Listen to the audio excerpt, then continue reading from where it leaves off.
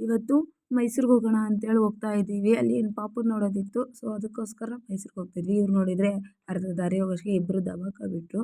ನಾನು ಮಾತ್ರ ಎಚ್ಚರ ಇದ್ದೆ ಅಂತ ಹೇಳೋಕ್ಕಾಗಲ್ಲ. ಸ್ವಲ್ಪ ಹೊತ್ತು ಮಲಗಿದ್ದೆ. ಅಲ್ಲಿಗೆ ಹೋದ್ಮೇಲೆ ಟೀ ಕುಡಿದು ಮೈಸೂರು ರೀಚ್ ಆದ್ಮೇಲೆ ಟೀ ಕುಡಿದು ಮತ್ತೆ ಹೋಗ್ಬಿಟ್ಟು ಸ್ವಲ್ಪ ಬಸ್ ಸ್ಟ್ಯಾಂಡಲ್ಲಿ ಕೂತ್ಕೊಂಡ್ವಿ.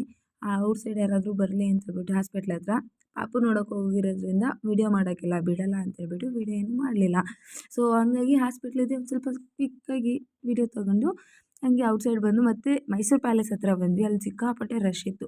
ಖುಷಿಯಿಂದ ಹೋಗಿರೋ ಮುಖ ನಂದು ಬಾಡ್ಕೊಂಡು ಹೋಗಿತ್ತು, ನೋಡೋಕ್ಕಾಗಲಿಲ್ಲಲ್ಲ ಅಂತ.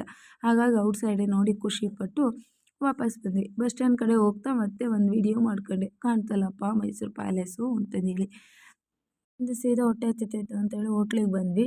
ಅಲ್ಲಿಯೂ ನೋಡಿದರೆ ಬಸ್ ಸ್ಟ್ಯಾಂಡಿಗೆ ಹೋಗಿ ಬಸ್ಸೇ ಸಿಗೋಂಗಿಲ್ಲ, ಅಷ್ಟು ರಶ್ ಇತ್ತು. ಆದರೆ ಏನೇನೋ ಮಾಡಿ ಬಸ್ ಹಿಡಿದು ಬಂದು ಮನೇಲಿ ರೂಮಲ್ಲಿ ಮಲ್ಕೊಂಡಿದ್ದೀವಿ. ಅಡುಗೆ ಏನೂ ಮಾಡಲಿಲ್ಲ. ಸೊ ವಿಡಿಯೋನ